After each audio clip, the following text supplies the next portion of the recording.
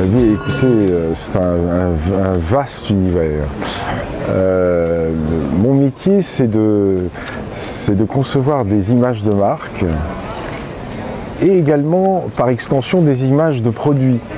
C'est-à-dire je travaille à la fois sur l'expression graphique des marques, leur logo, mais également sur le packaging de leurs produits, sur l'habillage de leurs produits. Donc c'est un travail sur l'identité. C'est donner aux marques et aux produits une expression symbolique qui permet de cerner d'un coup d'œil leur personnalité, leur singularité. Oui, c'est une passion toujours, qui a commencé par, si vous voulez, le point de départ, c'est la passion de la lettre et de la symbolique visuelle. Surtout tout ce qui touche au signe. Le signe est aussi vieux que l'humanité. C'est ce besoin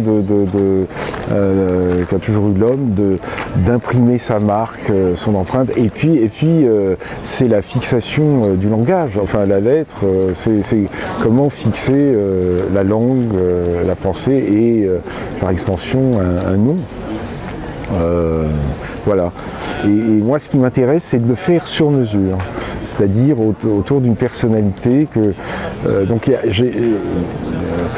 Si vous voulez, il y a d'abord tout un métier, et je dirais même un métier d'art, qui est celui de l'écriture, de la calligraphie, la maîtrise de la typographie, qui est donc toute cette architecture de la lettre. Et à côté de ça, il y a toute l'étude, ce qui me passionne, c'est l'aspect psychologique et culturel de la chose. C'est-à-dire que pour restituer une personnalité, je vais procéder par imprégnation. C'est-à-dire que j'ai besoin, ma source d'inspiration, c'est le sujet lui-même. C'est-à-dire que plus j'en sais sur la marque ou sur la personne que je vais devoir exprimer graphiquement, plus la création sera probante et effective. Donc ce qui est passionnant pour moi, c'est d'écouter les gens me raconter l'histoire, leurs produits, les innovations, tous les gens qui ont fait cette marque. Tout ça dessine dans ma tête déjà une silhouette et un tempérament qu'il va falloir restituer de façon purement symbolique, de façon hyper synthétique. Alors, un luxe, non, mais une obligation. Disons que c'est vital, et ça l'a toujours été. Et le besoin d'identification est inhérent à toute chose. Vous avez besoin de savoir à qui vous avez affaire. Pour un produit qui n'est pas marqué, qui n'est pas identifié, ne vous donne aucune indication sur sa provenance. La marque est d'abord et avant tout une caution de qualité. C'est-à-dire que le fait d'engager son nom, de marquer un produit, c'est engager un nom, c'est un gage de confiance. On a besoin, si vous achetiez des produits tout blancs, il y a un grand distributeur a essayé de faire ça un temps, c'est très désorientant. C'est comme être présenté à une personne sans visage. Vous ne savez pas à qui vous avez affaire. Écoutez, non, ça n'est pas la marque en soi. Je ne suis pas un fétichiste des signes ou de la lettre. J'ai des confrères qui sont vraiment des amoureux des belles lettres, c'est-à-dire de la chose graphique. Alors évidemment, ça fait partie pour moi, c'est un médium, c'est-à-dire que c'est une composante importante du métier. Mais moi, je suis focalisé sur l'expression, c'est-à-dire et surtout la juste expression. C'est comment cerner au mieux. C'est-à-dire que je ne cherche pas à faire une performance graphique ou à faire quelque chose de joli, d'impressionnant.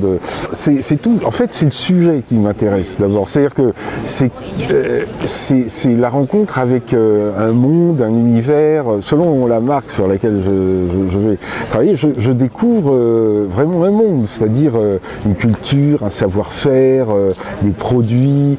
Et quand vous travaillez sur une image de marque, donc je demande, les gens doivent se raconter. Donc voilà, on vous délivre une flopée d'informations, vous découvrez des lieux, des objets, des métiers. Et donc, ouais, je suis très, je m'imprègne de tout ça, parce que c'est tout ça qu'il va falloir restituer et synthétiser de façon très abstraite à travers quelques signes, parce que la marque est vraiment un condensé de signes. Voilà, c'est ce travail qui me passionne, et c'est surtout cette synthèse. C'est ce qui m'a toujours fasciné dans le signe, c'est la force d'évocation que peut avoir un dessin aussi épuré, et aussi condensé, aussi ramassé que l'est voilà, un logo.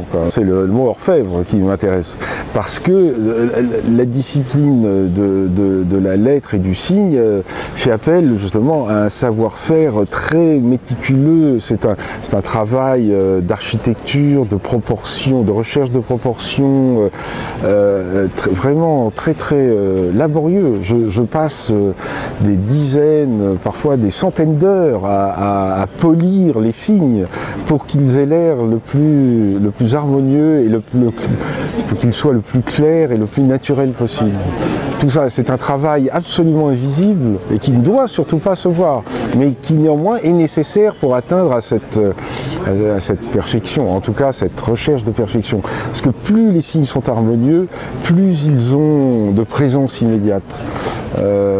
Et c'est dans ce sens que je travaille, et c'est en cela que je me retrouve dans le métier d'orfèvre, qui est vraiment...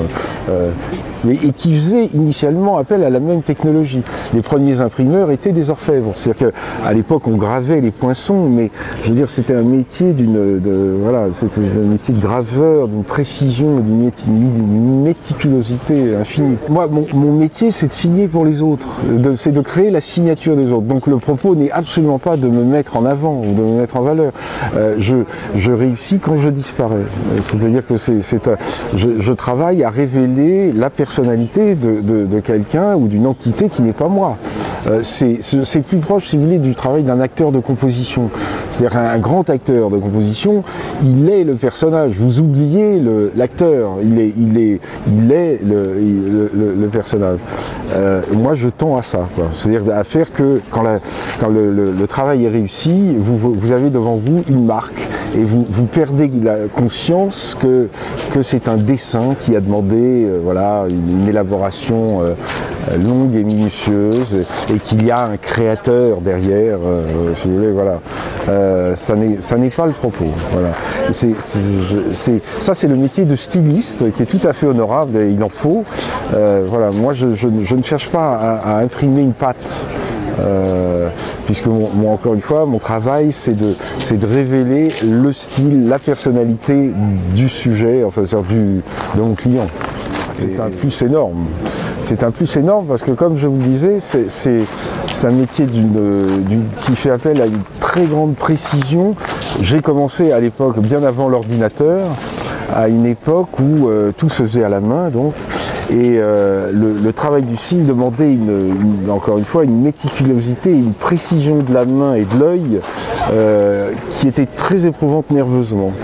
Avec l'ordinateur, d'abord vous pouvez agrandir considérablement l'objet sur lequel vous travaillez, et puis c'est une information stable, elle ne se déforme pas, alors que quand vous travaillez à la main, je veux dire, le raté peut vous obliger à recommencer de zéro. Là, ce qui est magique avec l'ordinateur, c'est que vous pouvez faire, annuler l'erreur, revenir à l'étape précédente. En place le travail du dessin, enfin le dessin, c'est l'apprentissage du regard, et ça évidemment ça a complètement formé mon œil et mon mouvement, et je ne regrette pas d'avoir été à la vieille école. J'adore ce que je fais, je laisse les choses venir à moi, je n'ai pas d'autres projets que de nouvelles rencontres, de nouveaux projets. Ma seule ambition, c'est de pouvoir continuer à faire ce que je fais le plus longtemps possible. Voilà. je n'ai pas tellement plus d'ambition que ça. Et de faire de nouvelles rencontres, comme je vous le disais, c'est ce qui me passionne. Ce qui m'intéresse, c'est de rencontrer des personnalités, des singularités, des gens qui... Ce qui m'intéresse, c'est la différence. Voilà. Les gens aujourd'hui en ces temps où les gens se rétractent sur eux-mêmes et tout, moi l'autre, la différence m'a toujours attiré. Pour moi le luxe c'est l'espace, comme disait une pub, et le temps. J'adorais cette pub d'Hermès qui disait le temps devant soi. Ça c'est royal. Et moi je me donne le temps, c'est-à-dire qu'il faut du temps pour faire bien les choses. Je ne suis pas dans une logique productiviste, je travaille à une échelle quasi artisanale, donc je n'ai pas d'impératif de rentabilité furieuse. Oui, je veux me donner le temps. Parce que j'ai besoin aussi, pour travailler, de m'imprégner, justement, j'ai besoin de flânerie, j'ai besoin de rêverie. Je ne sais pas travailler dans l'urgence et dans le stress.